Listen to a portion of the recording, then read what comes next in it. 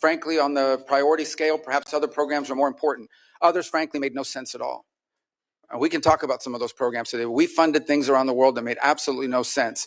I will say this, even with the reforms we put in place and what we're suggesting is changes to our foreign aid, we still will provide more foreign aid, more humanitarian support than the next 10 countries combined, than the entire OECD, and far more than China. China doesn't do humanitarian aid. China does predatory lending. That's what Belt and Road Initiative is. That's what all of their aid. They have zero record of doing humanitarian aid in the world. And frankly, they don't know how to do it. They have no interest in doing it. What they're very good at is going into some country, making you a loan, and then holding that debt over your head. And that's what they continue doing. By the way, you have to hire a Chinese company to do it. So I don't agree with this assessment that there's no evidence whatsoever that China has either the capacity or the will to replace the U.S. in humanitarian assistance, in food deliveries, or in developmental assistance for that matter. We provide development assistance. They provide debt traps. And that's a point over and over again around the world that we've made, and we found receptive audiences to it. Now look, anytime you undertake reforms of this magnitude that needed to be made, you're going to have hiccups and you're also going to have controversy. But these reforms had to happen. At USAID, 12 cents of every dollar was reaching the recipient. That means that in order for us to get aid to somebody, we had to spend all this other money supporting this foreign aid industrial complex. We're going to find more efficient ways to deliver aid to people directly, and it's going to be directed by our regional bureaus, and it's going to sponsor programs that make a difference, and it's going to be part of a holistic approach to our foreign policy. And I look forward to engaging with this committee and the appropriators as well, and ensuring that we get to the right place on that. My last point I would make, and this is something I am very proud of. I believe, and I'm not besmirching anyone else, but I believe that the approach we have taken at the State Department, and frankly at USAID, but at State Department, to move forward reforms that involved intake from all of our partners, that required input from people within the building. Many of the reforms we've made were driven by people inside the building, many of whom have worked there for 20 or 30 years. And now we are engaged with Congress, both in the House and Senate, in a comment period where we're taking many of your comments and are making changes to our organizational proposals that we look forward to bringing back to you with an official congressional notification. And even after that, there'll be an opportunity to move forward. But the State Department had to change. I'm telling you, it was no longer at the center of American foreign policy. It had often been replaced by the National Security Council or by some other agency of government, when in fact we have these highly talented people, many of whom have served in multiple posts around the world and have a holistic view of how foreign policy needs to be conducted, that were being edged out. Because you know what? When I get a decision memo early on at the State Department and they would hand me these memos, there were 40 boxes on this piece of paper. That means 40 people had to check off, yes, okay, before it even got to me. That's ridiculous. That takes too long. That's why people said, don't use State Department. They take too long and it's too cumbersome. And any one of those little boxes didn't get checked, the memo didn't move up the chain. That can't continue. We can't move at that pace in this world. Events happen quickly, and we have to be able to move at the pace of relevance. And so I hope to work with you in a productive way to make that possible. You're not going to like all the changes, but I want you to know what the intent of the changes are. It is not to dismantle American foreign policy, and it is not to withdraw us from the world. Because I just hit 18 countries in 18 weeks. That doesn't sound like much of a withdrawal. And I see some of these foreign ministers, including individuals from Ukraine, more than I've seen my own children. And I talk to them at least 3 times a week. We are engaged in the world, but we're going to be engaged in a world that makes sense and that's smart. And that isn't about saving money. It is about ensuring that we are delivering to our people what they deserve, a foreign policy that makes America stronger, safer, and more prosperous. Thank you. Thank you, Senator Rubio. We're going to do a round of questions. We'll go 7 minutes since we have a secretary here. And I'm going to start. One of the things that you mentioned, and admittedly, what we're dealing with here is a large number of subjects. I want to focus on one that Senator Shaheen and I have worked together on, and that's the Syria matter. Thank you and the president for suspending or lifting the sanctions on Syria. I think the next step, and I think you agree with us that both Syria and Lebanon are opportunities for us. And we need to explore the opportunities with a careful eye on what's going on to make sure it stays on track. I think the next step, as far as I'm concerned, as far as moving Syria forward, is getting personnel on the ground there. And you and I talked about the possibility of opening the embassy. and I understand that this isn't a classified setting, but can you maybe describe for us the challenges of opening the embassy, why we haven't done it to this point, staying within the bounds of the. Yeah, well, it's entirely driven by security concerns. By the way, it's not the transitional authorities. We don't think they would harm us, but there are other elements on the ground in Syria that we have to be able to protect our Important people. point. And there are the ability, you don't just have to be able to get people in, you have to be able to get people out. We have all kinds of requirements that are there for a reason. If someone is hurt, do you have a medical evacuation plan? Can you secure a facility from an attack from an armed group, many of whom are still running loose in the country, unfortunately? It's one of the fundamental challenges the transitional authority is facing. On the broader point of Syria, I would say when Syria, if you look at the history of the region, when Syria is unstable, the region becomes unstable.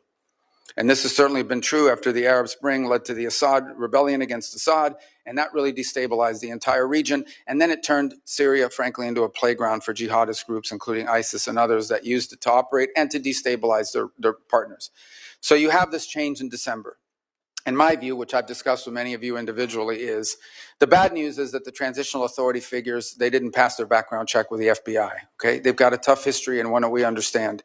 But on the flip side of it is, if we engage them, it may work out, it may not work out. If we did not engage them, it was guaranteed to not work out. In fact, it is our assessment that, frankly, the transitional authority, given the challenges they're facing, are maybe weeks, not many months, away from potential collapse and a full-scale civil war of epic proportions, basically the country splitting up. The good news is that there is a Syrian national identity. It is one of the places in the Middle East where Alawis and Druze and Christians and Sunni and Shia have lived and Kurds have lived alongside each other underneath the banner of a Syrian identity until it was broken by a butcher, Assad, who pitted them against each other. So they face a number of challenges. The first is they are dealing with deep internal distrust in that country because Assad deliberately pitted these groups against each other. He claimed to be the protector of the Alawis and the Christians and pitted them against the Druze or whoever else he wanted to, and the result is a deep level of distrust. The second is the displacement, upwards of 6, 7, 8 million Syrians living abroad, very successful, by the way, in the countries they go to. But we need to figure out how we can enable the transitional authority to create an environment where they come back home, where they can come back to their homes, where they can help rebuild their economy. But what prompted the president to move quickly on sanctions? Because we had a plan. We engaged with the foreign minister at the UN here in New York. We gave him a visa to come into the country. We allowed their finance minister to come to World Bank hearings or meetings here in Washington, D.C. The next step was I was going to meet with the foreign minister, and some of you may have met with him already at Munich, but I was going to meet with him in Turkey at the NATO gathering. But the president had an opportunity to meet with al-Shara. And frankly, he made a bold decision. I'll do it. I'll meet with them under the Saudis and the Turks that encourage that. And the rationale and the reason is we need to, right now, the most important thing is that partnering nations, the nations in the region want to get aid in, want to start helping them. And they can't because they're afraid of our sanctions. So they don't.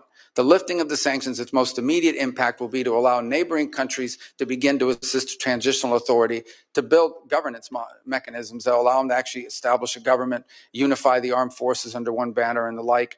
But I want to be frank, that won't be enough. With the Caesar Act, we can issue waivers, but these waivers, because of expirations on them, are not going to attract the kind of foreign investment. Ultimately, there's going to have to be something done congressionally or more comprehensively to ensure that if the right steps are taken, we can create an environment for private sector growth that begins to provide economic opportunity to the people of Syria. But one last point I would make is the outcome in Syria will have a deep impact on what happens inside of Lebanon, because Lebanon, too, has been hurt by a combination of clashes at the border, but also they've had to assume responsibility for some of these Syrian refugees. We believe that, by the way. So the combination, if you think about a region, let's say 2 years from now, where Syria and Lebanon are stable, that opens up incredible opportunities around the region for all kinds of peace and security and the end of conflicts and wars. Obviously, this is a big task. It's big picture thinking, but it's a historic opportunity and one that we are obligated to try to explore and see if we can make it work. Thank you. I appreciate that, and I think we're in full agreement with this, and it is a conundrum as far as the sanctions are concerned. We've got the 6 month, but as you say, the future. It's hard to predict the future since it hasn't happened yet, as Yogi Berra used to say. And there are real issues and risks in the future. We can take it a step at a time. You issued a visa to the foreign minister. Senator Shaheen and I met with the foreign minister in Munich. You issued him a visa to come to New York, which is important to meet with other heads of state. Do you have the ability to do that for the president also?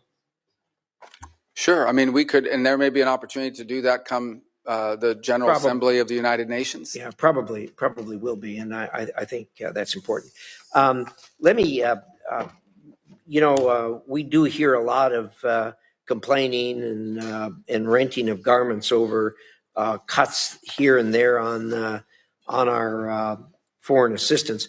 But the number you laid out is absolutely stunning.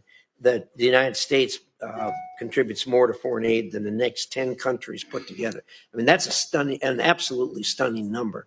So I guess what you're telling us before we feel too guilty about it, that we need to look around and compliment ourselves for what we are actually doing and have been doing for a long time. Fair statement? Yeah, there's no doubt. And we want to do it in a smarter, more targeted way. Lastly, let me give you a minute on PEPFAR. People talk a lot about the cutting in PEPFAR. And I think virtually everyone here supports PEPFAR. But you've done some things to it to make it better. Can you give us a short dissertation on that? Very short, please. 85% of PEPFAR is functional right now. I know there was some hiccups on the payment systems, not the waivers, the payment systems, because it goes to Treasury. Treasury has to push the money out. And there were some hiccups, which I acknowledged in conversations with many of you, but we have fixed that program and the money's flowing. So 85% of PEPFAR is functioning and is operating. There was reduction in about 15% of or individual pieces of the program, but PEPFAR today stands at 85% of functionality. And when I hear these stories about, well, the money's, we're moving money out of the building every single day, 20 million one day, 35 million the other. I mean, money is moving out the door. It's going to somebody. Some of it is going to pay for work that was conducted in December, January, February before the freeze. So we are paying back invoices on some of them. But most of it, a lot of it, is going towards ongoing programmatic activities that are approved and that we've either through a waiver and or approval process are moving forward on. Thank you. Appreciate that. Senator Shaheen. Thank you, Mr. Secretary. I have a number of questions, but I first want to go back to what you had to say about China, because I agree that their efforts are predatory. But I think somebody may be missing what they are doing in response to our ceasing of foreign assistance in places. And Mr. Chairman, for the record, I'd like to submit this fact sheet. The PRC supporting international assistance is U.S. withdraws. It's dated April 29th. And just to give you a few examples, earlier this month, General Michael Langley, who's the commander of U.S. Africa Command, I sit on the Armed Services Committee, and when we asked him about the end to specific USAID programs, he stated that the PRC is trying to replicate, in quotes, specific USAID programs in Africa that the Trump administration cut, including PEPFAR. And I mean, there are several pages of these examples. Another one is in Cambodia. After the U.S. terminated $2 million in demining programming in Cambodia, the PRC immediately announced $4.4 million to expand its own demining programs. The PRC also recently stepped in to fund child literacy and nutrition programs previously supported by USAID. So we can pretend that China is not doing these things and picking up and promoting themselves as a reliable partner when the United States is not. But we have specific examples that show where this is happening. But I want to move to Ukraine because we heard the conversation that the president had with Vladimir Putin, the phone conversation where Putin didn't agree to any meaningful negotiation that would end this war in Ukraine. As President Trump has admitted, Vladimir Putin is taking him for a ride. Now, we have a bipartisan bill in the Senate that's led by Lindsey Graham. It has 80 sponsors. I understand that the House members are ready to take this up on a discharge petition if we pass it out of the Senate. How much longer until we rein Putin in? And are you prepared to support that sanctions bill that Graham and Blumenthal and 78 other members of the Senate support? Well, let me answer your last question first, and that is about the bill. We obviously can't control what Congress does, and we've told the Russians this. Not now, 6-8 weeks ago. I believe, Senator Sheen, you were involved in a conversation that made it clear to the Russians what would happen if there was no progress made. And that's been repeated multiple times. I would also make this point, and it's important. Every single sanction, not one sanction has been lifted on the Russians. Every single sanction that was in place under the previous administration remains in place. So this idea we've given up leverage, well, we have the same leverage today we had under the previous administration. Well, Mr. Secretary, I would argue that the leverage that we've given up is taking NATO membership off the table, taking away a commitment to continue to help the Ukrainians with intelligence sharing and with military equipment and arms that they need to help fight this war. Well, that continues. There was a pause for 1 week. All of that was restarted. That was intelligence sharing, though, but it doesn't cover the equipment and arms. Oh, absolutely. That program has not been rescinded. They continue to receive armaments from the United States. To fund what the Ukrainians need as the president. And are you prepared to pass another supplemental bill to support them? Well, that's a different decision. That's a different question. That's not up for me to decide. The White House would have to make a determination about whether to come to Congress for a supplemental. But everything that's been approved and congressionally appropriated is ongoing. In fact, to the extent that the Ukrainians have asked for anything additional, what they've asked for is air defenses, Patriot units, which frankly we don't have. But we are working closely with our NATO allies. There are NATO allies that do have some batteries of Patriot missiles that they could provide or transfer over to the Ukrainians to defend, for example, the airspace of Kyiv and other places. And we've been encouraging in that front and working alongside our partners there to get deliveries of some of these systems. As you can imagine, none of these countries want to give up their Patriot systems either. But we can't make them fast enough. And part of the challenge we have in Ukraine is that munitions are being expended substantially faster than the ability of the broader West, not just us, but the West, to produce them.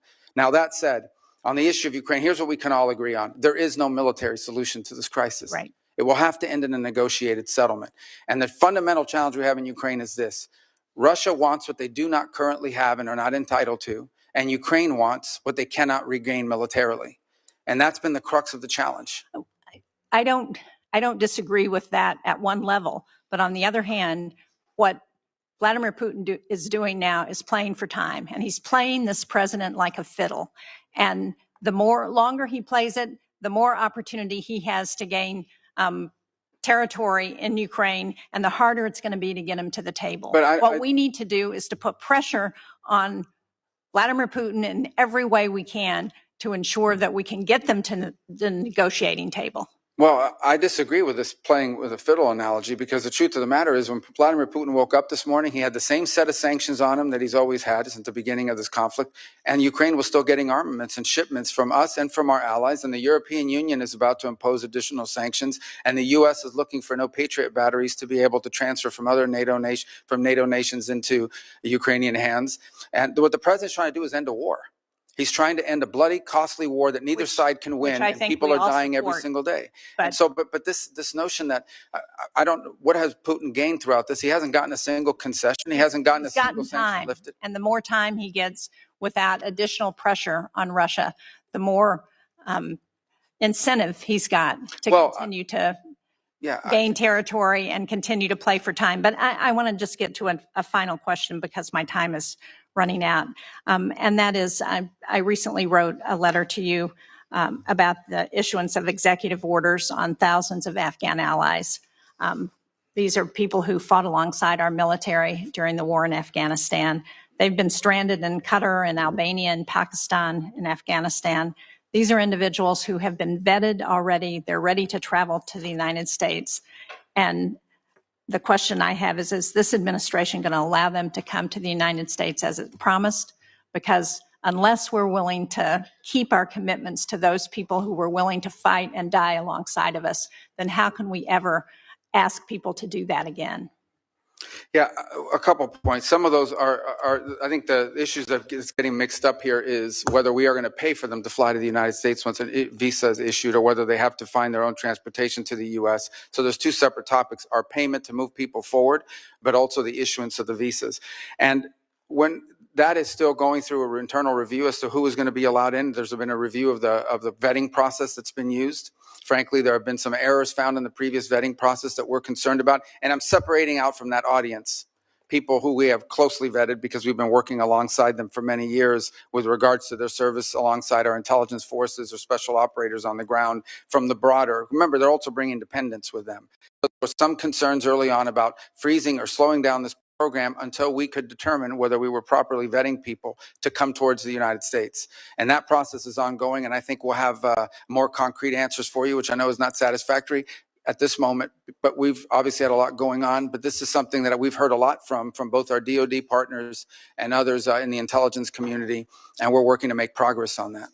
I'm out of time, but just to clarify on last week, Secretary Noem announced that temporary protected status, which I understand is not exactly the same, but for over 8,000 Afghans would end on July 12th. Many of those people are people, again, who fought and died alongside of our men and women in the military. And for us to send them back to sure death at the hands of the Taliban is just not what they were promised when they agreed to fight with us. Thank you, Mr. Chairman. Thank you, Senator Shaheen. Senator Ricketts. Thank you, Mr. Chairman. Secretary Rubio, welcome. The United States is at its most dangerous time in our history since World War II. And we know, we can see what Russia's done in Europe. We know the increasing aggression of communist China, Iran, North Korea. I want to hit upon Iran real quickly here. As you know, this is a theocracy that's got brutal mullahs and corrupt military. They chant death to America, death to Israel. You've had 4 rounds of negotiations with them so far. And I think you framed it best when you said earlier this month, they have to walk away from sponsoring terrorists. They have to walk away from helping Houthis. They have to walk away from building long-range missiles that have no purpose to exist other than having nuclear weapons. And they have to walk away from enrichment. That was your quote earlier. And that enrichment is particularly important, as you've stated, and Steve Witkoff reemphasized over the weekend, the ability to enrich at 3.67% for a civilian program. It only takes a few weeks to get to 90% for a military-grade weapon. Now, what I'd like you to just talk about real briefly is, what are you thinking about when you say they've got to get rid of their nuclear program, they've got to have complete disarmament? Is it still the policy that they cannot be allowed to enrich at all in Iran? Thank you. Well, obviously, those are ongoing, I hope to be ongoing negotiations, because the alternative would be far worse, in my view, but maybe necessary. But we hope that we can reach an agreement with Iran. So here's the baseline that I've described to everybody on it. If what Iran wants is a civil nuclear program, energy, you know, the ability to develop nuclear energy, there's a model for that multiple countries around the world currently follow. And that allows them to build reactors and then bring in enriched material and use it to generate electricity. And that's a model that will be available to Iran potentially if they choose to take it. If, on the other hand, they want to retain enrichment capability. And I just described this because if anyone's watching this or in the future, this can get a little complex. All of you understand it, but for the general public, it's important when you get into the details of this. Once you know how to enrich at any level, all you need is time to be able to enrich at a higher level. And they've already proven the ability to enrich at a higher level. In fact, they have and are doing so now. In fact, their legislative branch passed a law requiring them to break JCPOA and enrich way beyond, almost well beyond 60%. So you're absolutely right. About 90% of the work of enrichment is getting to that 3.67 level. After that, the rest of it is just a matter of time, not to mention what the gap is from the 20% for medical isotopes, which is the other thing they insist upon. So the Iranian position is that they don't just want energy. They claim that enrichment is a matter of national pride. It is our view that they want enrichment as a deterrent. They believe that it makes them a threshold nuclear power and as a result becomes untouchable. And that is the crux of the situation we're facing right now. And there are other actors, and I won't go much deeper into that, but there are other nation states in the region that are also range from uncomfortable all the way to view as an existential threat the belief that Iran could ever be in a position of maintaining its enrichment capability in the long term that could quickly be weaponized. So that is the basis upon which we are negotiating with the Iranians. Our hope is that we can encourage them to show them a path towards prosperity and peace that allow them to develop their economy, that allow them, if they want, to have a civil nuclear energy program like other countries around the world have without enrichment. And it's our hope we can encourage them in that direction. The president has been very clear, and I won't elaborate any further, that they are never going to get a nuclear weapon. That is not going to happen. But I much prefer, and I would venture to guess all of you would much prefer, if we could reach an arrangement where they agree to this off-ramp, to this pathway towards prosperity and peace, as opposed to the road they have been on for the last 20 years. And it will not be easy. But that's the process we're engaged in now. Right, thanks. So let's go to communist China, because they're the greatest existential threat that we face as a nation. We both agreed last time you were before this committee that we need an all of government, not just an all of government, but we also need an all of society approach on how we face communist China. This was illustrated in a recent table talk exercise that I did with Senator Coons and others in them, talking about contingency where Beijing tries to do an energy quarantine on Taiwan to force them to capitulate. And obviously unlocking Americans' energy is one of the ways that we can help counter this with LNG and biofuels, some of our strongest tools to be able to help our allies and partners. Cutting red tape, unleashing American energy in the private sector, we're positioned to be an energy supplier here of choice. But we need the infrastructure in place, and that includes having a West Coast LNG terminal. Can you talk a little bit about what you're thinking about when it comes to this type of contingency with regard to an energy quarantine in Taiwan and how the administration would approach that? Well, first of all, it would be devastating. The U.S., as you know, has agreements in place and assurances it's made on maintaining the status quo in that region, and those will remain viable without trying to be alarmist here. We know what those are, and we hope that never happens. But I think the broader issue that you touch upon, which I don't think is widely understood, again, members of the committee who follows this closely understand it, but more broadly, is the dangerous imbalance that has developed between China and the rest of the world on a number of fronts.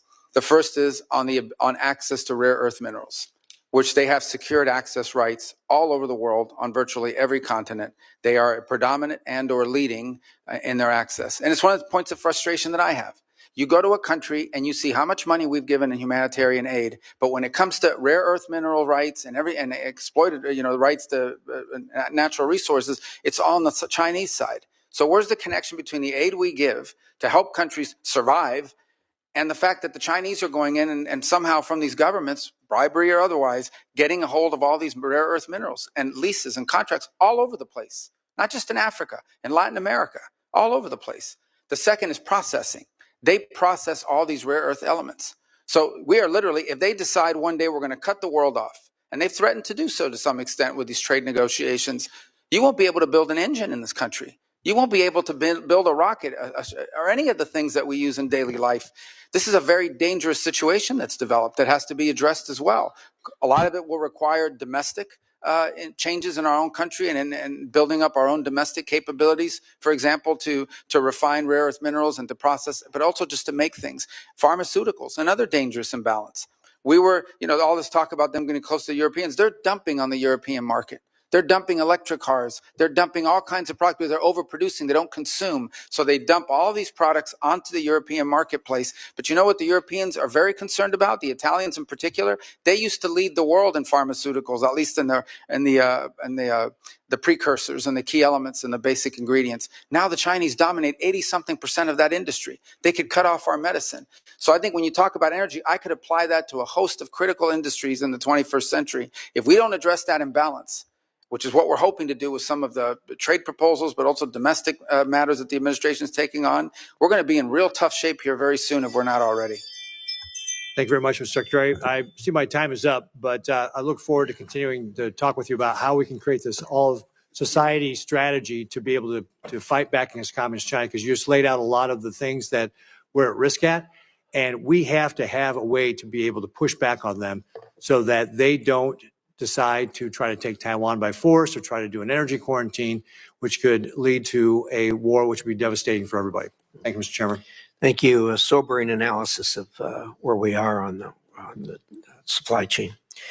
Senator Coons. Thank you, Mr. Chairman, Ranking Member. Thank you, Secretary Rubio. Look forward to 2 sessions together today. This afternoon, you'll be in front of the Appropriations Subcommittee. And I think there's going to be some themes across both of these. First, I think we all agree that China poses our single greatest geopolitical threat, and that we have no choice but to deter China across the board and to outcompete China. Senator Ricketts and I just traveled to the Philippines and Taiwan and saw directly the challenges that we face there and regionally. And you've recently had some significant successes, the DRC, Rwanda peace transition, the avoidance of escalation in India and Pakistan, the opening towards Syria.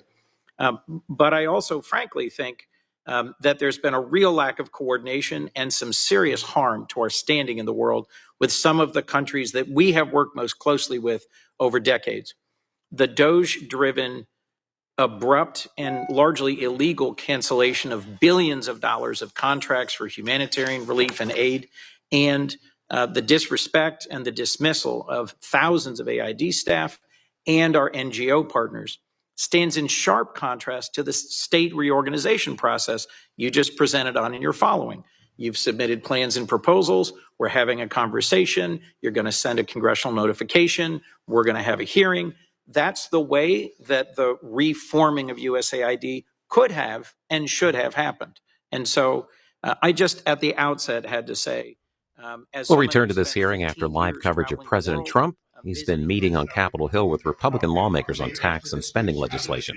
Live coverage on C-SPAN 3. I think it was a great talk. It wasn't a speech. We talked about things. Who do you work for? Notice. Who? Notice. I don't even know what the hell that is. You got to get yourself a real job. Let me tell you. I think we have unbelievable unity. I think we're going to get everything we want. And I think we're going to have a great victory. And this man has done a great job. And I think this was a tremendous session. You may want to say something. Yeah, it was a great meeting. The party is unified. The House Republican Conference is excited. Multiple standing ovations. They love this president. The people back home love what he's doing. It's historic, and everybody understands the scope and the meaning of this. If we do not accomplish this mission, every one of you, all the American people, are going to have the highest tax increase that you've ever had. And among the debt ceiling cliff that's approaching and all the other problems, this is the bill to do it. I think we're going to get it done, Mr. President. The Democrats want to raise your taxes. If this doesn't work, if this doesn't get the numbers that the Republicans want, and I think it does, I think it's all Republican vote, the Democrats are going to be raising your taxes by 68%. And they will not do the, we're going to have an 85% cut in drug costs. 85% cut in drug costs. The Democrats, the drug prices are going to go up. I can't imagine a Democrat not voting for this. I think the Democrats, if they don't vote for it, that means they're voting for an increase in drug prices. Think of that, versus an 80 to an 85, maybe 75, but could be an 85% cut in drug costs. Okay. Mr. President, will you need to reach out to individual members? Will you need to make a pitch to individual members? I don't think so. No, that's what I did today. That's really what we did today. I think Trump it was a really does not look happy. That was a meeting of love. Let me tell you, that was love in that room. There was no shouting. I think it was a meeting of love. There were a couple of things that we talked about specifically where some people felt a little bit one way or the other, not a big deal. And I covered them. It wasn't so much a speech. I covered certain points. And I think there was, I'd be very surprised. You told him you were losing patience. No, I didn't tell. Who told you I said I'm losing? That's what we heard inside the room. But it's a lie. Wait a minute. Wait. Who's told you that? We heard from people inside the room. Oh, really? It's totally true. I never used the term. I didn't say losing. I didn't even talk about it. In fact, it's the opposite. I think we're going to get it done. I'm not losing patience. We're ahead of schedule. Anybody that told you that is a liar. Wait a minute. I never mentioned the word losing patience because I'm not losing patience. We're ahead of schedule. That's why I asked you. Well, but why don't you go back to your source and tell them they're liars if the source even exists? Senators are already talking about making a number of changes. Sure. Always Is have. that okay? Yeah. Or do you want them to swallow this bill? In some cases, they have things that I like even better. No, it always happens. There'll be some changes. But John Thune and Mike have been very closely aligned on this. They've been moving it up together. Mr. President, apparently you said don't ask with Medicaid. Apparently you did say in the room there is some concern among some Republicans, including Senator Josh Hawley, that this could impact benefits and that could amount to a quote, hidden tax on the I working said, here's what I said. I'm wondering if you're. Here's what I said. What do you want to say? I said waste, fraud, and abuse for Medicaid. If you find waste or fraud or abuse, we want to strengthen Medicaid. We want to strengthen Medicare. Waste, fraud, and abuse. The Democrats will let illegals be on. They'll destroy it. It will be destroyed. They want to have illegal immigrants be on. And if you do that, because it wasn't designed for that. Waste, fraud, and abuse. Can you guarantee that your voters who supported the election, particularly working class voters, will not lose health insurance under this bill? Oh, they won't lose health insurance. Not only that, remember, I'm cutting drug prices by 85%. And right now, I'm saving it. I'm saving the whole thing because I did something that nobody was willing to do. Other countries pay a tiny fraction what we do. And I instituted favored nations. We're now going to pay the lowest in the world. We're going to be the equivalent of the lowest country in the world. People go to London, they go to Canada, they go to other countries, many other countries, because they want to buy their pharmaceutical products, their drugs, at a fraction of the cost. Now we're going to have the lowest cost anywhere in the world, and nobody else would do that but me. And that might be an election by itself, might be election winning. Now, when you add that in, when you put that into Medicaid and Medicare, we've just strengthened Medicare and Medicaid. And the Democrats won't do that. You know why? Because they're taken care of by the drug companies. And the ones that are taken care of are hard line. Some Republicans get money from drug companies, and that's okay because they're okay with it. I talked about it. The drug companies take care of everybody. It's the biggest lobby, most powerful lobby in the world. There's no lobby like that. But the Republicans are okay with it. Not only okay with it, they love it. It was time.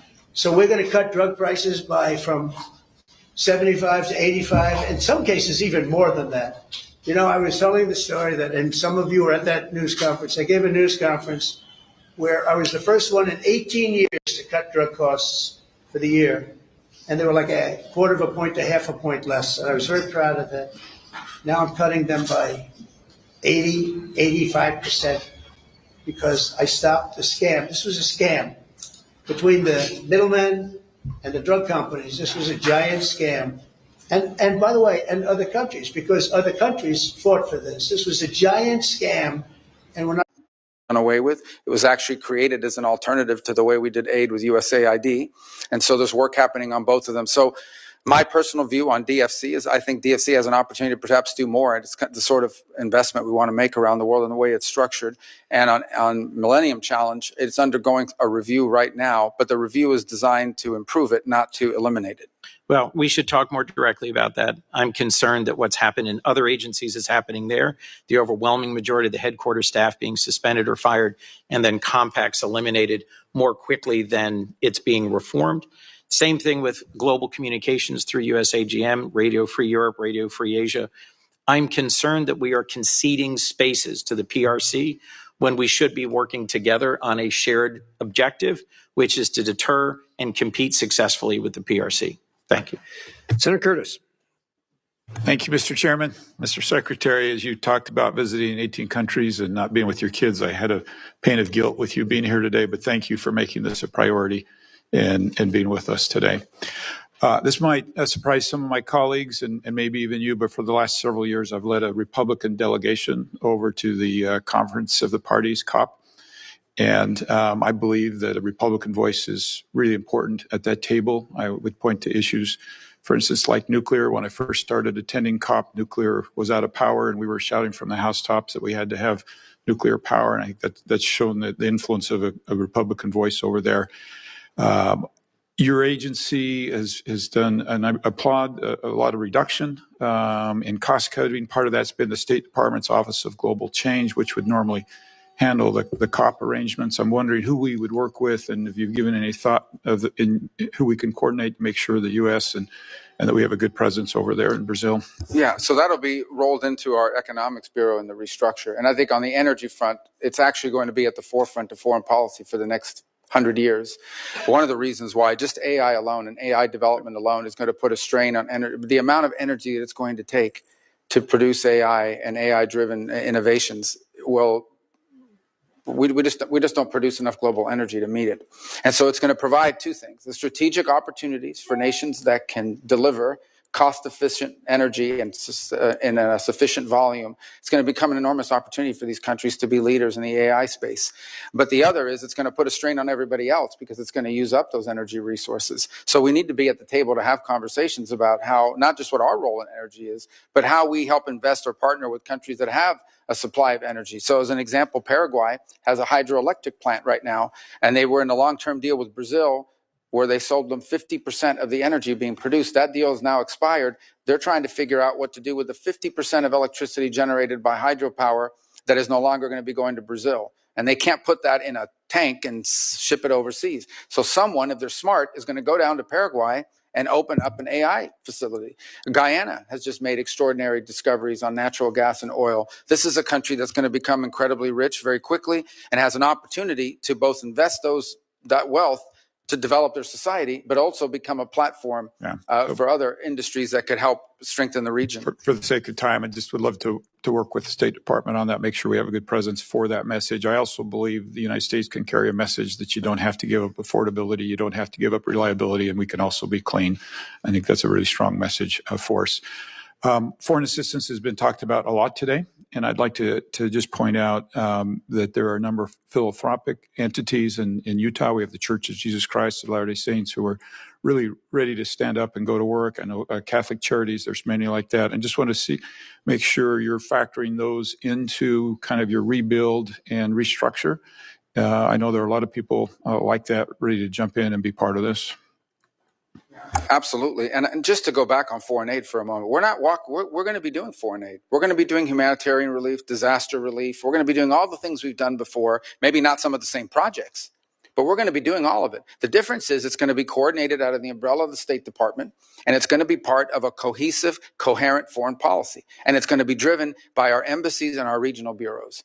So in the case of the Philippines, which was brought up a moment ago, we're going to rely not just on the region, the bureau here in Washington, but in our embassy on the ground to help us every single year construct what aid needs to be delivered, be it humanitarian or disaster relief or the like, to that country. And that's been missing, that sort of cohesive approach to how we treat foreign aid as a tool in our broader toolbox, as opposed to its own toolbox altogether. We want to make it part of our broader toolbox on foreign policy. Yeah, and I think my only footnote is, as we do that, let's keep in mind that many people are willing to participate and be part of this without a drag on the U.S. tax dollar that I think can complement the vision that you just laid.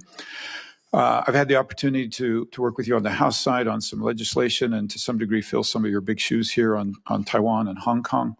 And I just wanted to touch on that briefly. I know Senator Ricketts brought up Taiwan with the recent implementation of more national security laws and the blockade-style drills around Taiwan.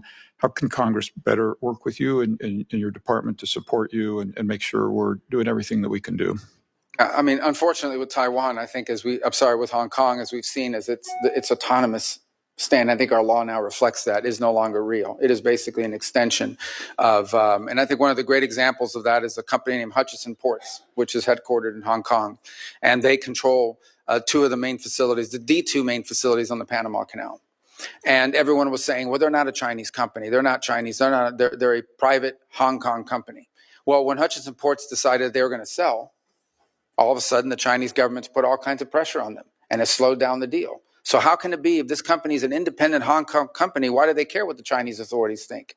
Well, the reason is because they are under Chinese control and Chinese influence. And the fact they're headquartered in Hong Kong is no longer a protection from that. So I think it's important for us to understand Hong Kong cannot become a place where China can evade, be it sanctions or restrictions, by simply hiding behind some company who has an address there. It is sadly, tragically, and unfortunately, fully under the control for national security perspectives of authorities in Beijing. And sadly, as part of that, has lost all of the values that were in Hong Kong before, of a free press, of free people, that went with that as well. Yeah, those are incompatible with authoritarian rule. Good. Thank you. Thank you for being here today, Mr. Chairman. I yield. Thank you, Senator Curtis. Senator Murphy. Thank you very much, Mr. Chairman. Thank you, Mr. Secretary, for being here. Before I ask my questions, I just ask that after this hearing, you go back and reconsider a claim that you made in your opening statement. It would certainly shock Americans to hear that only 12% of our foreign aid reaches recipients, needy recipients on the ground, the people who need the help. That is not actually an accurate number. That is the amount of our aid that goes directly to local groups on the ground. But as you know, most of our aid runs through bigger international organizations like Save the Children. Those entities are getting somewhere around 85% of the aid we give them directly to recipients on the ground. And so I think what you've done to shutter USAID is illegal, but I also think it's bad policy. And I do think it's important for us to all be operating with the same set of facts. And the fact is not that only 12% of taxpayer dollars are ending up in the hands of the people who really need it on the ground. Mr. Secretary, I wanted to talk to you about the president's personal business interests. During his first term, he made the decision to not enter into any new business deals during his presidency, that Trump-affiliated businesses would not enter into any foreign business arrangements. And that made sense because obviously it can be confusing for foreign governments to know how to try to win favor with the U.S. government if they have one route, making concessions that are good for U.S. national security, and they also have another route, which is perhaps helping the president's business interests. The president obviously changed that policy, and in this administration, his business interests are announcing new agreements and new investments into those business interests by foreign governments. And I think it stands to reason that creates a real problem for foreign policy, and it creates a problem for foreign governments in which they don't exactly know what the best way is to try to get on good terms with the U.S. government and with the White House. Is it to do what's right for American national security, or might it also be to do a business deal with the President of the United States or the entities that he controls? Just to clarify, when the President's businesses are engaged in negotiations, for instance, with the UAE on their stablecoin business, there was this big investment announced recently. You are not part of those negotiations. Those are being done by the president's family or those representing the president's business. Yeah, I'm not aware the president's involved in managing any business. He's other than the presidency of the United States. His family is allowed to make business deals. They continue to operate the enterprises that his family ran. I also don't accept the notion that these deals, that, for example, in Saudi Arabia or the UAE or Qatar, had anything to do with the president. For example, the Qatar bought $200 billion worth of airplanes from Boeing. The president's not as far as I know, not a shareholder, certainly doesn't own Boeing. So the overwhelming, if you look at the deals that were structured, they were involved in investments in the United States. That's the deals he signed, and or investments in, for example, the UAE or Saudi Arabia involving artificial intelligence. UAE did announce a massive investment in World Liberty Financial, and World Liberty Financial is controlled by the president. And the president does actively engage in these businesses. He uses his social media to market the businesses that are being run by his family. I mean, just go on to his social media feed and you will see him marketing his meme coins. So that is the president of the United States. That is not his son's doing. But that, just to be clear, that was not part of this. That was not an announcement as part of this trade visit that was conducted into the Middle East. Well, whether or not it was made during the time the president was there are obviously business deals being done between Trump entities and these countries. Let me ask you about the one that is probably most confusing to this committee, which is the planned gift of a plane to either the United States government or the president. Is it your understanding that this luxury plane that Qatar has offered the president, and the president has announced he is willing to accept, is a gift to the United States government? Or is it a gift ultimately to the president himself that he can use in his library? Well, you'd have to talk to the Department of Defense, because this is a replacement or at least a temporary bridge plane for Air Force One, the new Air Force One, which is way off its delivery schedule. And so that would have to be with the Air Force. They operate Air Force One. My understanding of it basically has been from the very beginning that this is a plane that was identified after talking to Boeing about what other planes around the world would fit the bill that are out there that could be used now. They identified the ones the Qataris had as an opportunity for one, and as a result, or the UAE had that as opportunity for one. And that's how that deal was. And it's not your understanding that the plane ultimately will belong to the president or to the president's library after. Well, I'm not involved at that level of it.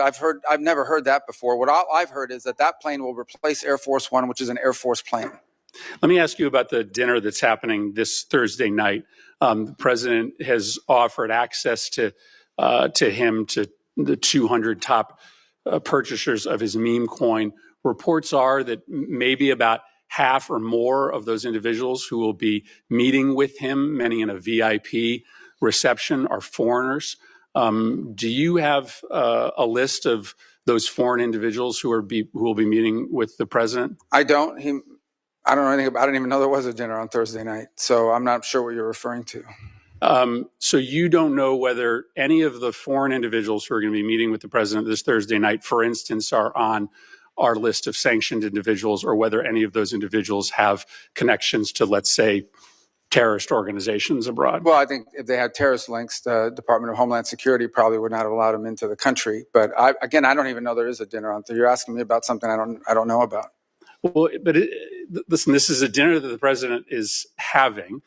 It is likely going to involve some very significant foreign interests. You have to be pretty wealthy in order to be able to get inside this dinner. Isn't that a relevant question for the Secretary of State? Yeah, I'm not the social Which foreign secretary, interests so. are going to be speaking to the president? I mean, it's kind of naive to believe that they aren't going to be in that room talking about national security matters. Well, I don't think that that's the case at all, because I would be aware if it was the case. The truth of the matter is I interact with government officials and others in governments of other countries. That's what I don't tell you, asking me about a dinner I don't know anything about. I can't answer you because I don't know anything about this dinner. It's the first I heard of it. Like I said, I don't keep the president's social schedule. It's not on my phone. It's not in my pocket. I don't even know. I can't comment on a dinner I know nothing about. Yeah, I think that represents a real problem for this committee, because there is clearly a way around the State Department for foreign individuals of significant influence and wealth to be able to directly lobby the president of the United States. But I don't think your that's answer fair. is that you don't know this is happening. Well, I don't know that there's that a dinner. in and of itself is. I don't know that there's a dinner, and I don't know what the guest list is, but I can tell you I've run into the president of FIFA from the World Cup. He's here all the time. I see him. He's a private individual. It's not a government entity. And he's met with the president and is friendly with the president. He doesn't have to go through me to meet with the president. The president has relationships and friends and people he's known for a long time. Some of them are foreigners.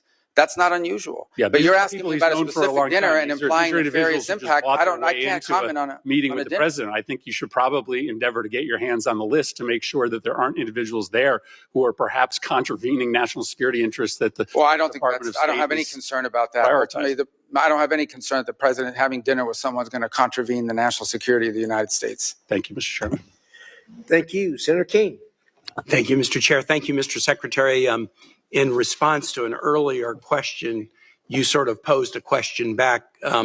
What is one thing that has happened during the Trump administration that has strengthened Vladimir Putin's hand in Ukraine, mentioning that the sanctions were still in place? I just would like to introduce for the record an article dated February 28 from NBC News titled "State Department Terminates U.S. Support of Ukraine Energy Grid Restoration." That'll be entered in the record. I was in Ukraine the day after the Palm Sunday bombing in Sumy and spoke to USAID staffers who'd all been riffed. They're going to be laid off either in the middle of the summer or early September. I'm aware that that's subject to litigation, but they talked about the fact that the grant cancellation canceled a grant that USAID had in place, hundreds of millions of dollars, that has been used repeatedly to restore the Ukrainian energy grid after attacks by Russians. I could give other examples. That is the one that is most present on my mind since I was just there. Mr. Secretary, I want to ask you about the program. It's the United States Refugee Assistance Program. And this is a program that state is the manager of, but together with other cabinet secretariats, DHS and HHS, state plays the lead management role. And it is how to manage the U.S. refugee assistance programs in tandem with contractors who helped the United States on that.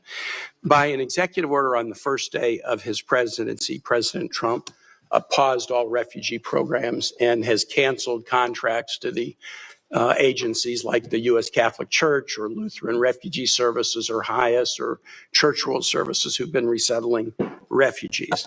Those programs are paused. There's litigation about it, but as far as I know, the United States is not, or the administration has not withdrawn the executive order. So there's essentially from this administration no refugee programs for anyone except. In early February, the president announced a special refugee program for Afrikaner farmers, justified A, by some concerns about South African foreign policy, but B, a claim that these were persecuted individuals. So right now, the U.S. refugee program allows a special program for Afrikaner farmers, the first group of whom arrived at Dulles Airport in Virginia not long ago, while shutting off the refugee program for everyone else. Do you think Afrikaner farmers are the most persecuted group in the world? I think those 49 people that came certainly felt they were persecuted, and they've passed every sort of check mark that had to be checked off in terms of meeting the requirements for that. They live in a country where farms are taken and land is taken on a racial basis. Okay. Do you think they're more persecuted than Uyghurs or Rohingyas, or more persecuted than political dissidents in Cuba or Venezuela or Nicaragua, or more persecuted than those who would be threatened should they be returned to Afghanistan by violence by the Taliban? Well, the problem we face there is the volume problem, okay? If you look at all the persecuted people of the world, it's millions of people. They can't all come here.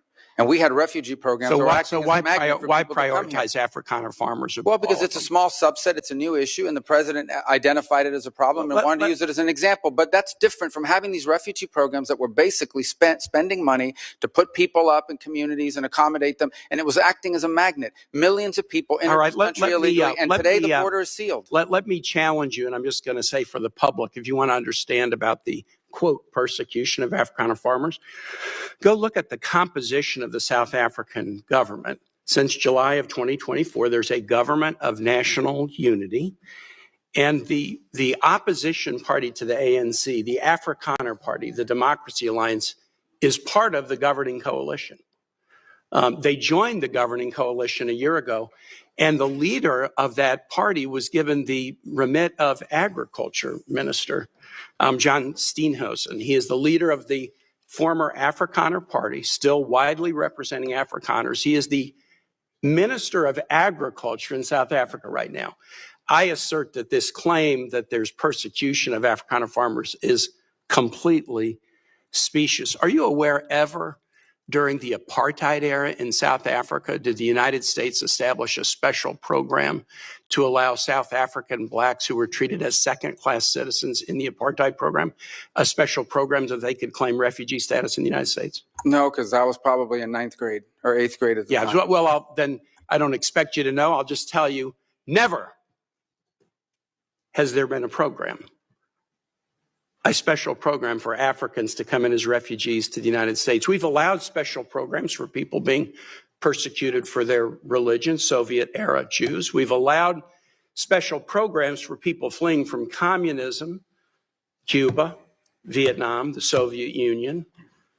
We've never allowed a special program to allow Africans into the United States in an expedited refugee status until now. Afrikaner farmers living in a nation governed by a government of national unity that includes the main Afrikaner Party. And actually, an even more right-wing Afrikaner Party is also included in the coalition government. Now, would you agree with me, Mr. Secretary, that if we're interpreting the statutory phrase, a well-justified fear of persecution, we should try to do that in an even-handed way? I think we should try to do that in the interest of the national security of the United States. So okay, I agree with you too. We should. Should we try to do it in an even-handed way? So for example, should we say, if you're persecuted on the grounds of your religion, We'll let you in if you're a Christian, but not if you're a Muslim. I think that the United States has a right to allow into this country and prioritize allowance of who they want to allow to come in. But I think there's but misstatement. I'm going to ask you what. Yeah. So a well-justified fear of persecution. Yeah, you they don't thought think that their means- farms you were don't being think burned that down and they would means be anything? killed. I think that's a pretty good justification for wanting to come. They're Okay. afraid for their lives. And should it be applied in an even-handed way? That's an easy. No, our foreign policy doesn't require even-handedness. It requires prioritizing the interests of the United States. The phrase says you are entitled to entrance as a refugee if you demonstrate a well-justified fear of persecution. No, you're not entitled. So You're can allowed. you have a different standard based upon the color of somebody's skin? Would that be acceptable? Well, I'm not the one arguing that. Apparently, you are, because you don't like the fact that they're white, and that's why they're to coming. say that would be unacceptable. Well, no, That I would say that the seem to United be States, a very easy thing. the United to say. States has a right to pick and choose who they allow into the United Even States. based on the color of somebody's skin. No one's. You're the one that's talking about the color of their skin, not me. These You're are people whose refusing to farms were being acknowledge burned that down it and they were should be killed because of the even-handed. color of their skin. Well, I think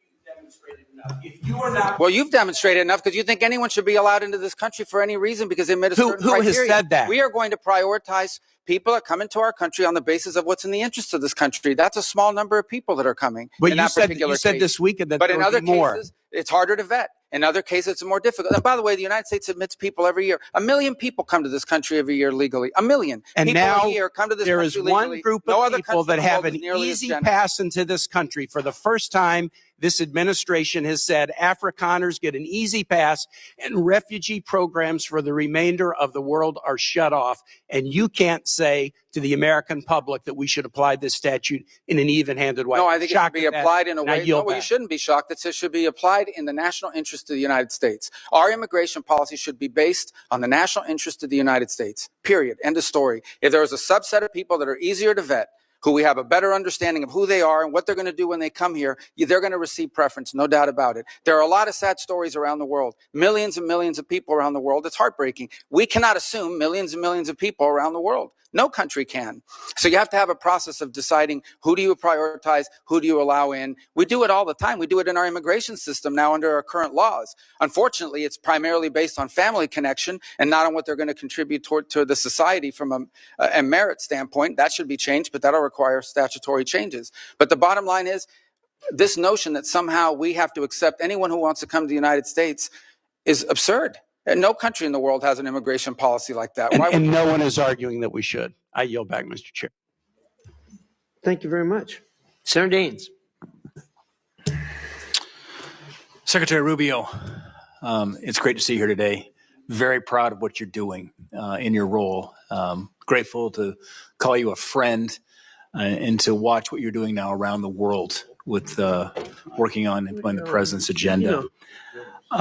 Secretary Rubio, I want to talk about energy for a moment. Our allies in Europe are waking up to the security and economic threats posed by their reliance on Russian energy. Despite some progress, many of our European partners still are hesitant to diversify their energy portfolio, energy sources, and ensure they can literally keep the lights on. This recent nationwide power outage in Spain provided a timely reminder that intermittent sources of energy cannot replace reliable baseload power that comes from fossil fuels or other steady sources. So despite their acknowledgement of this threat, Europe is still making it very difficult for energy companies to do business on the continent.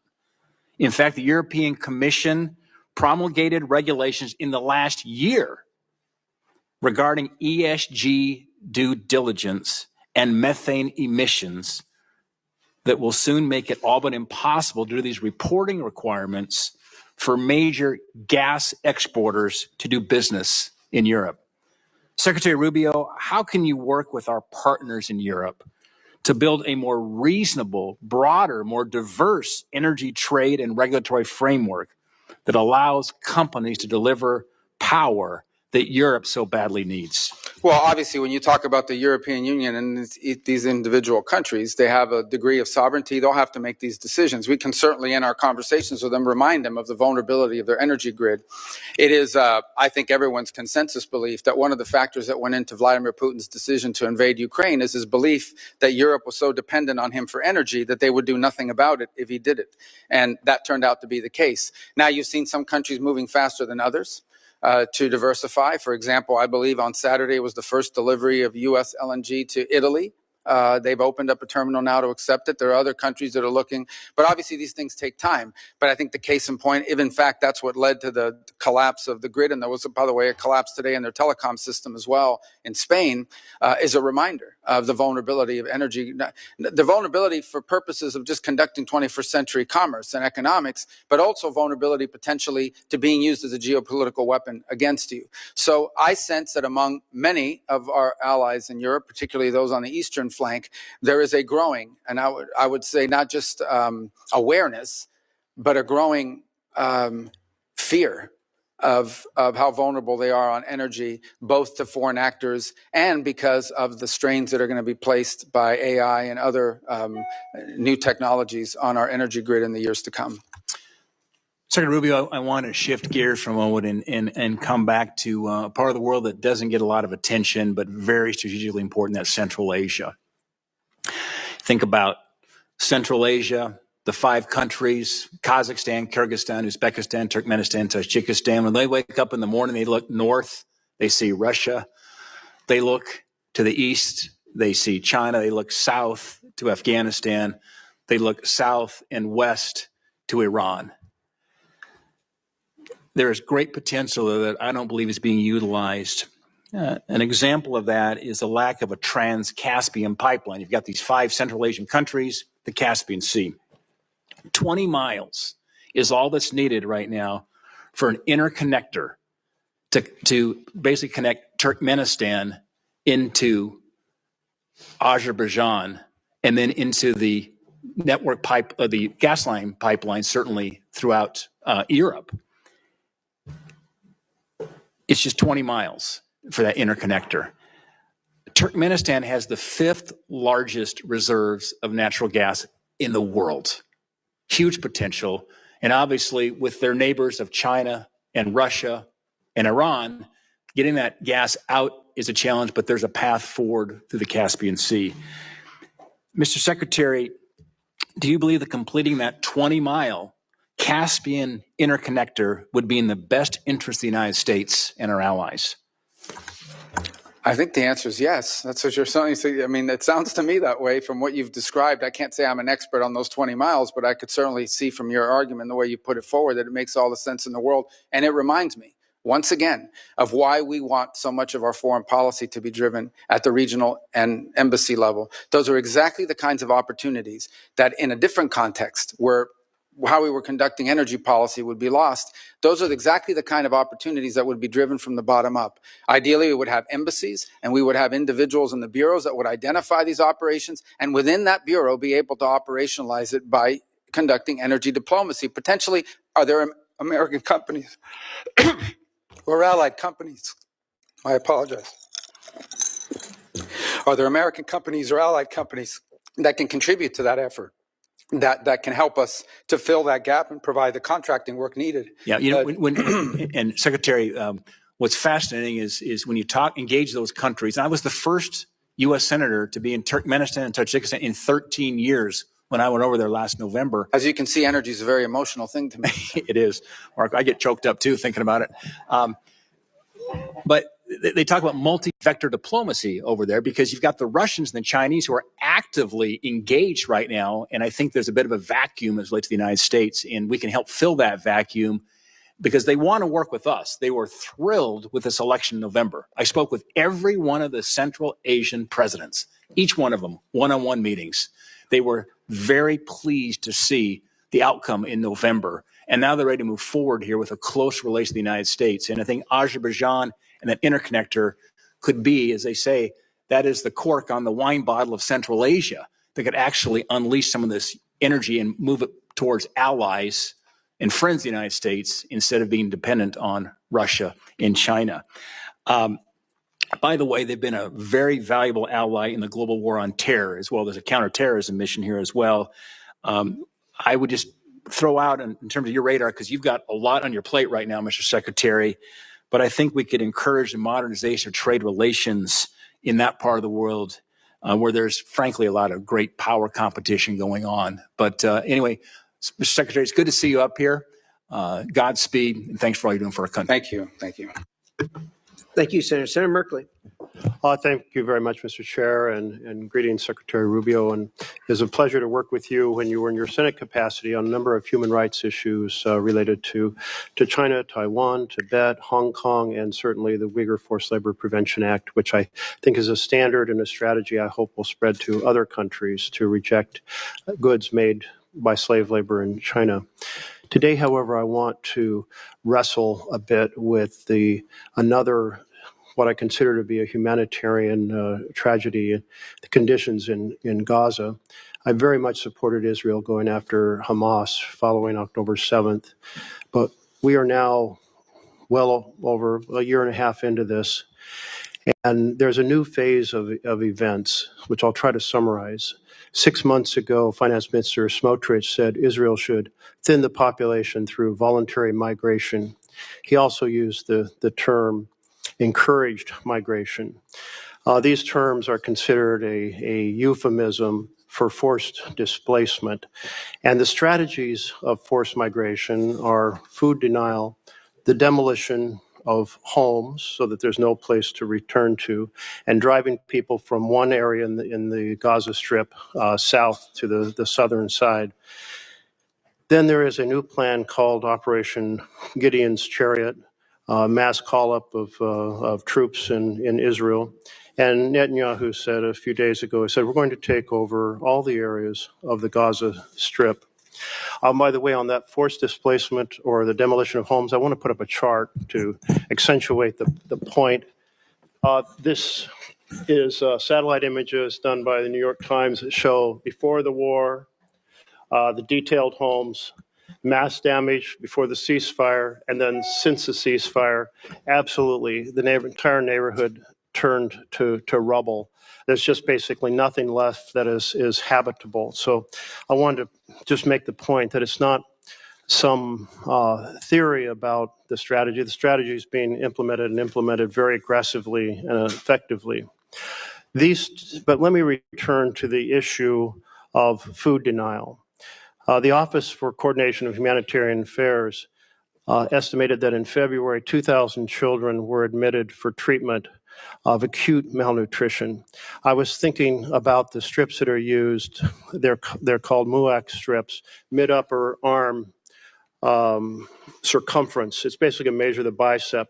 And I saw them I went to areas that were under starvation in Africa, and I saw these being used, and you'd see a child, and you would think this child is just maybe 2 years old, and they'd be 5 years old, and their arms as thin as toothpicks. And I was struck when a UN health representative returned and said, and I quote, I've seen them in the wards, referring to the hospital wards, a child of 5 years old, and I thought he was 2 and a half.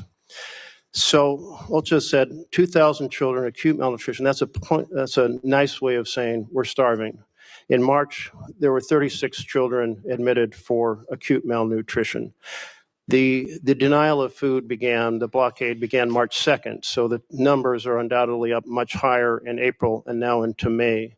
The World Health Organization reported a couple days ago that 57 children had died from the effects of malnutrition. That blockade shows signs of being changed. Netanyahu has made some public comments. He said, we will not stand by. Let's see. We cannot reach a point of starvation for practical and diplomatic reasons. He went on to say that mass starvation is a red line that could cost Israel support from the U.S. He didn't say it was a humanitarian problem, but support from the U.S.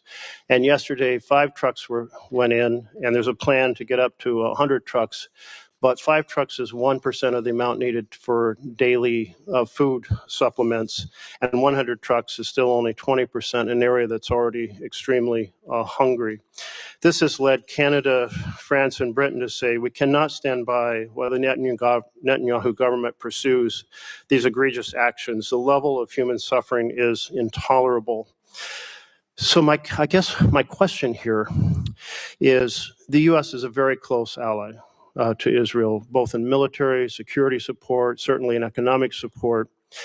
Is the administration conveying to the Netanyahu government that encouraging migration through food denial is an unacceptable strategy? Well, let me say I won't discuss, obviously, for many different reasons, what we share with our partners and allies. But I will walk you through some of the steps you've rightly outlined, what has happened over It's the last. not too long a speech because I'm really trying to get where our administration is standing. Well, I'm still trying to get the Senate out of me, so I still talk longer than I should. Yeah, well, so I'll be more brief. I'm going to have to reclaim some time, but go ahead, try to keep it very. Well, you want me to answer? I do want you to answer, but hopefully answering the question is pretty simple. Does the U.S. consider this an acceptable strategy of encouraging migration? Well, I would say that we were pleased and to see that aid is starting to flow in again. I understand your point that it's not in sufficient amounts, but we were pleased to see that decision was made. I understand another 100 trucks are behind that and maybe more in the next few days. I'll also tell you that I met in Rome 3 days ago with the World Food Program to walk through some of the ideas and plans they had for distribution on the ground. And ultimately, the answer here is for this to end, hopefully with the elimination of Hamas, because the people of Gaza deserve a more prosperous, peaceful future, which they'll never have as long as Hamas exists. Well, thank you. That was brief and well done. Thank you. So then the second part of this is the systematic destruction of remaining homes as a way to make it impossible for people to stay in Gaza. Does the U.S. discourage that? Is it discouraging the Netanyahu government from continuing that strategy? Well, we don't view that that's their strategy. We understand that they are targeting elements of Hamas, is what they have claimed and said to us and to the world, that they believe that they need to root out the remaining elements of Hamas, who, by the way, have been an impediment to multiple ceasefires that I know have been negotiated and even agreed upon by Hamas external and then vetoed by Hamas internal. Is the U.S., it sounds like then, therefore, we're not concerned about that, or you characterize it differently. There has been reports of the administration working behind the scenes to develop a plan to help deport Gazans to Libya. Have you been involved in any discussions related to deporting people from Gaza, Palestinians in Gaza, to Libya? No, there's no deportation. What we have talked to some nations about is if someone voluntarily and willingly says, I want to go somewhere else for some period of time because I'm sick, because my children need to go to school or what have you, are there countries in the region willing to accept them for some period of time? But those are voluntary decisions by individuals. Well, if they're voluntary decisions because there is no clean water, there is no food, and bombing is all around you, is that really a voluntary decision? Well, ultimately, that's the point, right? And that is you don't want people trapped there. They may want to come back. They may want to live there in the future, but right now they can't. And if there's some nation willing to accept them in the interim period, yes, we've asked countries preliminarily whether they would be open to accepting people, not as a permanent situation, but as a bridge towards reconstruction. Does that include Libya? I'm not aware of Libya. Thank you. I will just summarize since my time is up. I think the U.S. has a moral responsibility to fiercely convey to the Netanyahu government that using food as an instrument of war is unacceptable. It's a violation of international humanitarian law. It's mass punishment. We have now children who are dying, and while Netanyahu has said he doesn't want to see mass starvation, he's drawing the line at mass starvation, but we're seeing real starvation right now, and I think we owe it to our connection and our close relationship to Israel to powerfully convey the importance of not just 5 trucks a day like yesterday or 100 trucks a day, but enough food to end the starvation. Is that a policy you can get behind? To ultimately rebuild and provide people a future in Gaza? To get behind enough trucks to end the starvation. Yeah, we've made that point. Look, I think ultimately, I don't think you would have seen the events of the last couple of days without our engagement, the engagement of others, Israel remains a strong ally. We're supportive. We understand why, for their security, Hamas cannot exist. We are also very happy to see that they have allowed aid to begin to flow, and we hope that that will continue. Concluding comment, Mr. Chairman, thank you for your tolerance. It's an important topic. Netanyahu did say he was responding to remarks and pressure from American politicians. I assume that's the administration saying that we, America, cannot accept mass starvation. But I would encourage you to push not for 5 or 100 trucks, but enough food to end the fact that children are starving and adults are starving, innocents are starving. Our close relationship, we need to end it. Senator McCormick. Thank you, Mr. Chairman, Ranking Member Shaheen, and Secretary Rubio. Good to see you. It's always great to have you here. Let me start with Iran. I'm deeply concerned, as I know you are, about Iran's nuclear ambitions, and I agree wholeheartedly with President Trump's view that there must be complete dismantlement of Tehran's nuclear enrichment capabilities. A key flaw, as you know, in the JCPOA was its failure to address Iran's support for terrorist proxies. And we've seen the horrific results of that. What assurances is the administration seeking from Iran on its support for terrorist proxies as part of the negotiations? Well, interestingly enough, the negotiations initially have been focused entirely at this point, although obviously we're aware of their sponsorship of terrorism in the region, including the Houthis and Hezbollah and other groups such as this, the militias in Iraq, and their efforts to get back into Syria. Right now, the focus at this point of this has been their enrichment capability, and they're insistent on enrichment capability. Ultimately, I would say that if in fact we have sanctions that are related, things such as sanctions that are related to the sponsorship of terrorism and their violation of weapons conventions and the like, their long-range munitions, those sanctions will remain. If those aren't part of the deal, then the sanctions will remain as a result of that. But initially, I could say that the focus of the conversations over the last few weeks with Mr. Witkoff and the Iranians has been on this enrichment matter, which is by far the sort of the core and most critical matter. As you know, the Iranian position is that they have a right to enrich as a matter of national pride. And our view has consistently been that they can have a civil nuclear program without an enrichment capability, and that an enrichment capability, in fact, would be weaponized at some point in the future, or could be weaponized, and that's a threat that cannot be accepted. Good, thank you. On Syria, I know that many of us are eager to work with you on implementing the president's plan to lift sanctions and protect key U.S. priorities.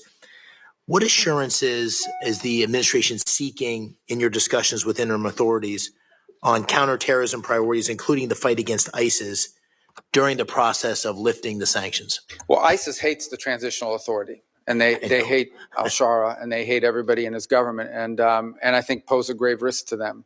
So I don't think the issue with them right now is a matter of willingness or lack of willingness. It's a lack of capability. So there will have to continue to be a role to play in the interim period, both by the United States and our allies and the Kurds and others, in ensuring that ISIS cannot metastasize and grow. One of the most threatening things that we would face, for example, is an ISIS prison break, where suddenly you have a bunch of ISIS fighters loose on the streets and undermining the government. But I do think that part of this dynamic and why we're in a race against time is that every day that goes by that the transitional authority does not have control of the government and or of daily life in some extent, or able to provide basic government services, is a day that ISIS has the ability to reconstitute itself and grow as a threat, both to the transitional authority, but ultimately to the broader region. So I don't sense from them a lack of commitment and desire to do something about it. I think, frankly, it's at this moment a capacity issue. They simply, at this moment, do not have the capacity to assume the anti-ISIS effort by themselves. But we hope that with a fully integrated Syrian military that includes the Kurds and everybody else, if you can have no other armed groups in the country except those under the authority of the Syrian government, then I think you begin to make progress. But we're not there yet. That's going to take some time to build, and we look forward to helping as much as we can and as much as little as they want. Along the same lines, as you know, Turkey has significant interest in Syria and has been, I think, an important part of the steps that have recently taken place. But our allies in Israel and Jordan are concerned about Ankara's ambitions there, especially in southern Syria. How are you managing those tensions and allied concerns as it relates to Turkey's role in Syria? Well, in the case of Israel, we've had conversations with them about this, what we view as an opportunity for Israel. If in fact Syria is stable and has in it a government that has no interest, as they have said, in fighting a war with, and the authorities have said it. Now, obviously, you have to prove it, but they have said this is a nationalist project. They are seeking to build a nation.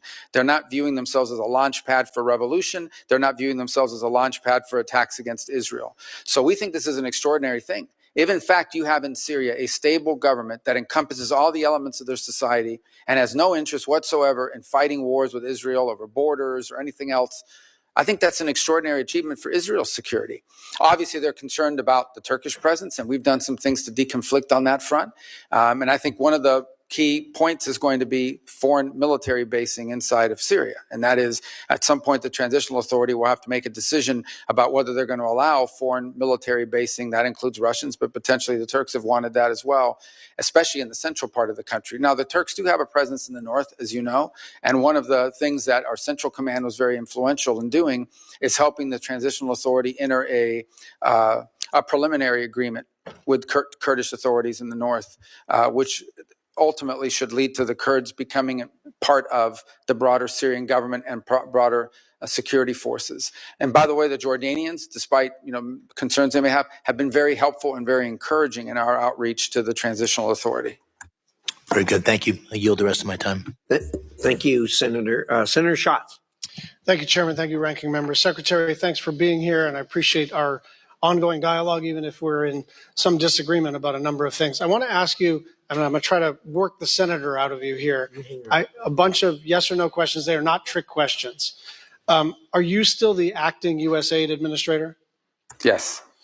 Do you control hiring and firing at USAID? Yes. Well, I delegate the authority to an administrator, but obviously, yes. And you control hiring and firing at state?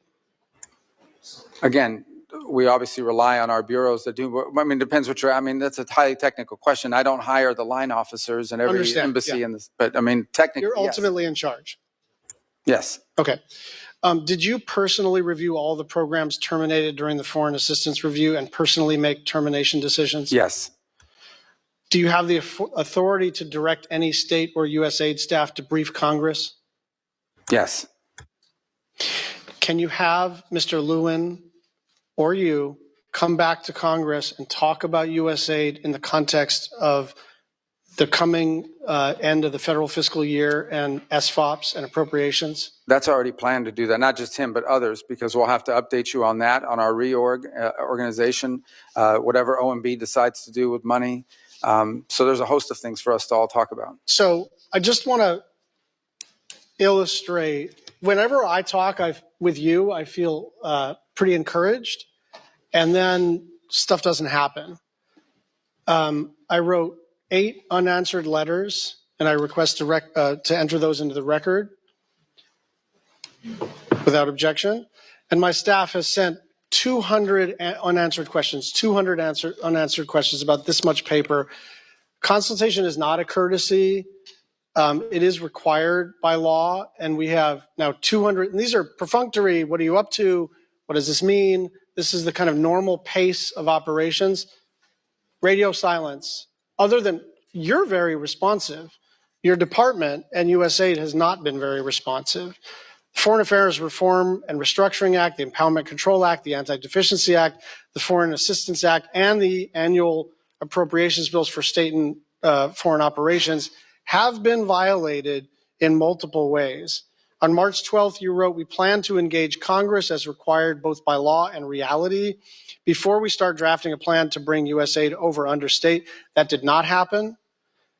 As you know, we have a pledge. We owe the Global Fund $1.3 billion. I spoke with the head of the Global Fund in response to my repeated requests and multiple other people's repeated requests. You told me that those funds were going to be released. It has not happened. I'd just like you to respond to that. And again, I like you. I like our working relationship. But what is happening is we have a good conversation. And then I don't know. It seems to be getting sandbagged underneath you in this vast bureaucracy. Yeah, well, that's part of the reason why we want to reorganize, is to have less vast bureaucracy. But I wouldn't blame that on this. The first couple points, we believe and continue to believe that we have complied with the law. on every step of the way, including through advising Congress of our roles. And even now with the reorganization, we have not issued a congressional notification yet. We issued a preliminary. We have taken input from members.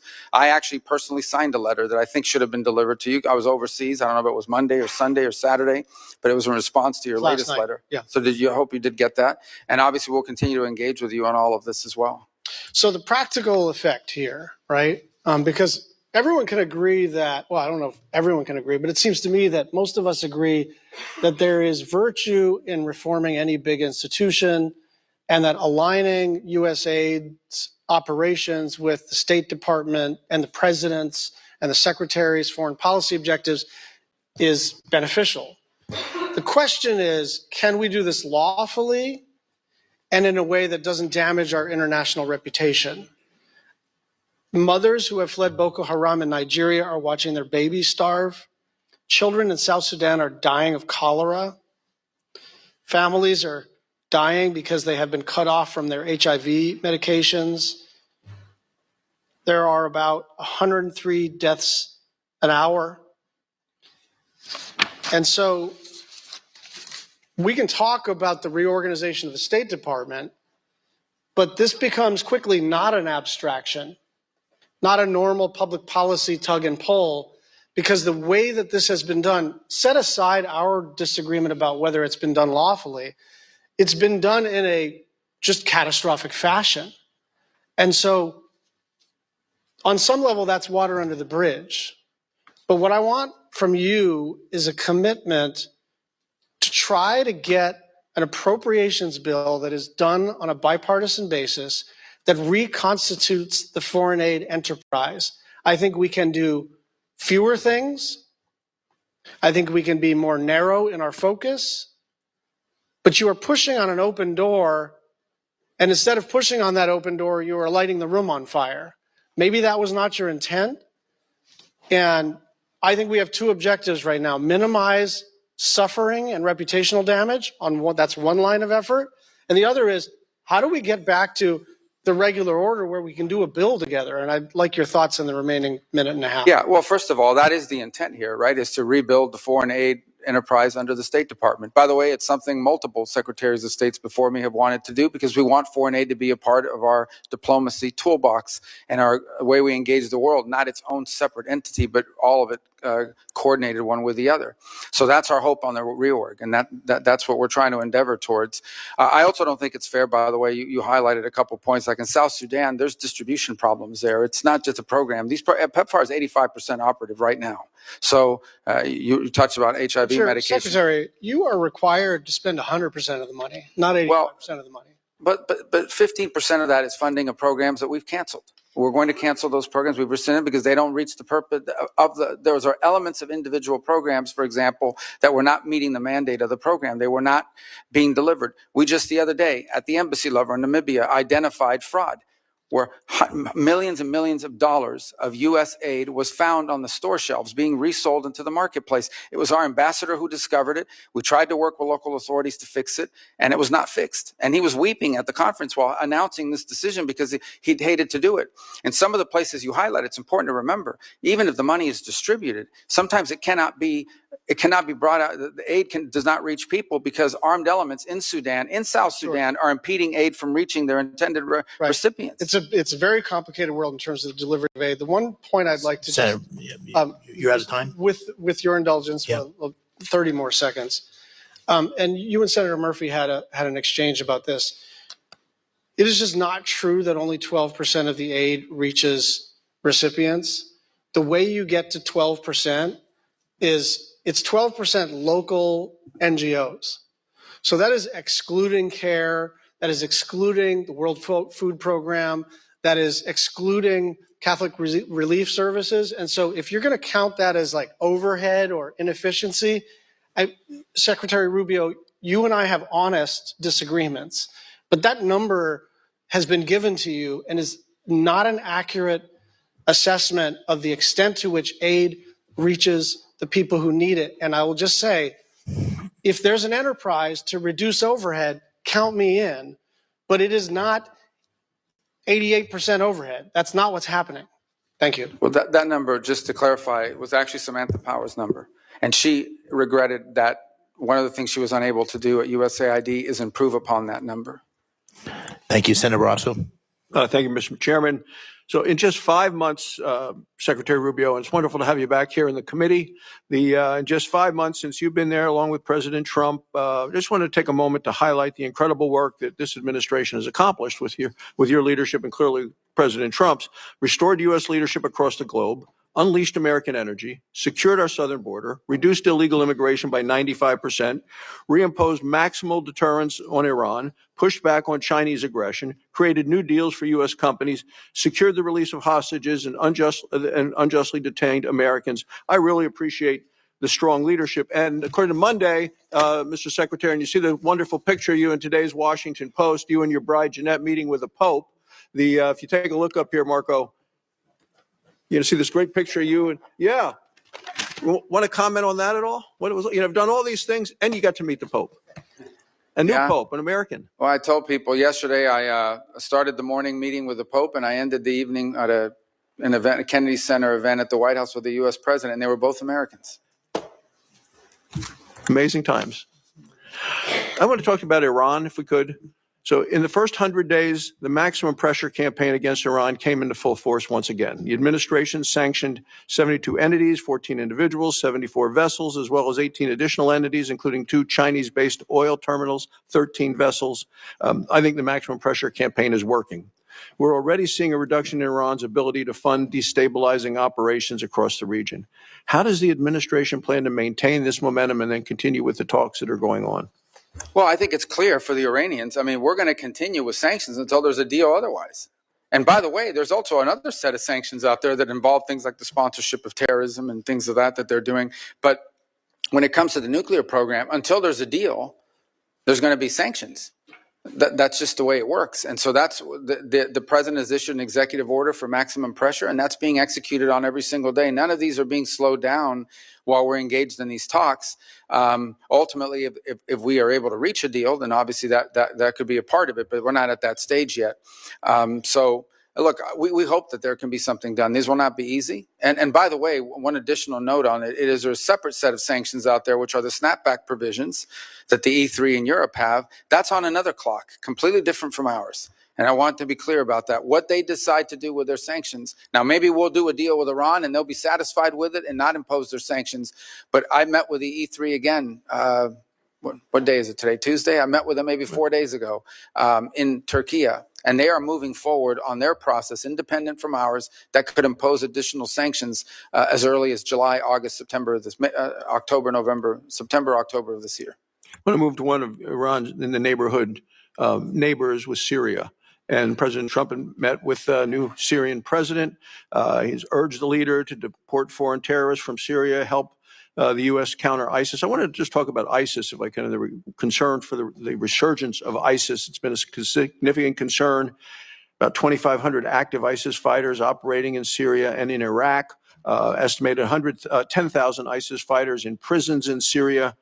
And what's your assessment of the threat posed in ISIS? And I know we have a presence. I was visiting our Wyoming troops who are in eastern Syria, and I want to know how that's helped to address the threats. Yeah, so there's 2 major threats facing the transitional authority in Syria. The first is a resurgence of ISIS, many of them foreign fighters, most of them foreign fighters, and that's a very significant element because any space that's ungoverned, if there are parts of the country where the transitional authority does not control it, it creates an ungoverned space that ISIS can come in. So that's the first threat. The other is Iran. Iran has not given up its efforts to gin up former Assad officials and others to get behind certain armed groups on the ground and stir up trouble as well in the country. So these are both threats. They're different, but they're related, and they pose 2 of the most serious threats to the transitional authorities' efforts to create a nation state in in Syria that does not threaten Israel, does not threaten its neighbors, and is able to provide the life that the people of Syria want to rebuild for themselves, including many who are abroad, who have expressed a willingness or an interest in returning. And in fact, we've seen some of those people begin to return just because of the U.S. sanctions announcement. But we want that trend to continue because Syria will need them in order to rebuild their country and reclaim it. Can I talk to you about Gaza? President Trump's laid out a plan for Gaza. You recently said we support a future for the people of Gaza that is free of Hamas and full of opportunity. How do you envision a transition to a non-Hamas security and governance in Gaza? Well, that's a central question and not an easy one to solve, obviously. We've engaged with partners. There was an Egyptian-led effort for a while. There's a Saudi effort now. We've obviously engaged with our regional partners to come up with the constructs of what that looks like. Not, to be frank, I mean, in the midst of the conflict ongoing, most of the attention has been paid to the humanitarian situation and the freeing of the hostages and multiple failed efforts at a ceasefire, which are ongoing and continue, and the hopes of ending this and the cessation of hostilities at some point. But thought has been given to it. But I think at the core of it is, I think we can find the funds to do it. I think you can find the partners to do it. I think the central question for the future of Gaza is going to be who governs it. Because as long as there's a group like Hamas there, it's going to be very difficult to envision long-term peace and prosperity. So whether it's Hamas or some successor organization that spins out of it, that has to be a factor that you eliminate. And one of the ways you prevent it is by having a governing authority on the ground in Gaza that can provide the security necessary to allow there to be the peace necessary so you can have the prosperity we hope for. I want to talk, last question, in terms of American energy. Last year, the Biden administration chose to pause approvals of pending LNG exports. We know that Europe needs those. It created a lot of uncertainty. President Trump has promised and is unleashing American energy. He's removed a lot of the obstacles. Our LNG exports have surged. I think it's going to help in Europe. European countries have increased their purchases of U.S. LNG. How has lifting this pause that Biden put on here restored confidence in America as a reliable partner to Europe?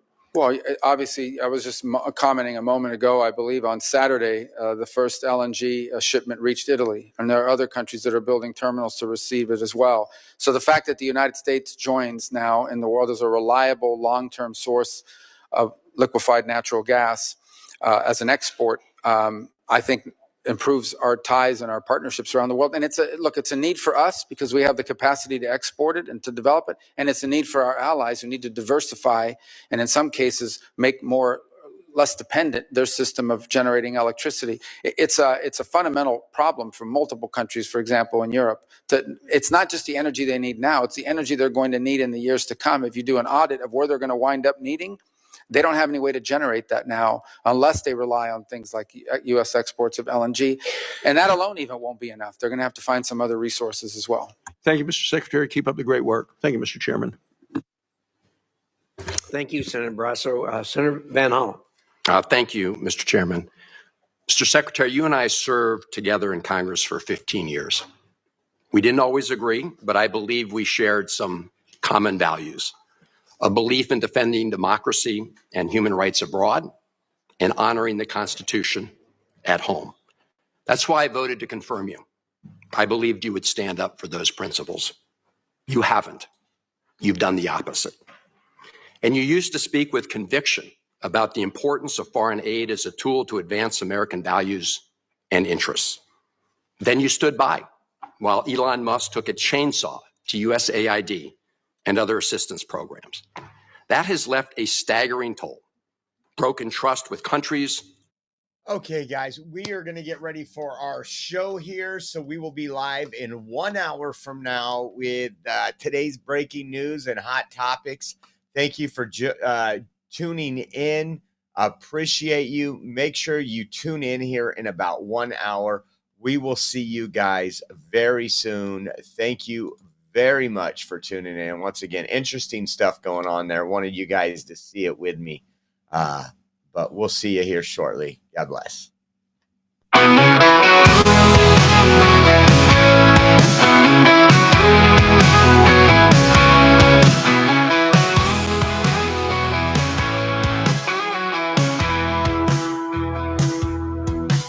Well, hop aboard the Oreo Express, where truth don't hide and we don't second guess. Unapologetic, we're bold and we're loud, shining light on the left shady crowd. Oreo Express, rolling down the track, exposing the lies, ain't no turning back. Conservative fire, we're speaking the truth. At Oreo Express, this one's for you.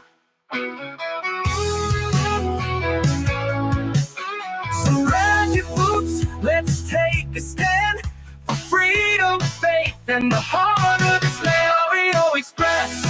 Let's roll, let's go.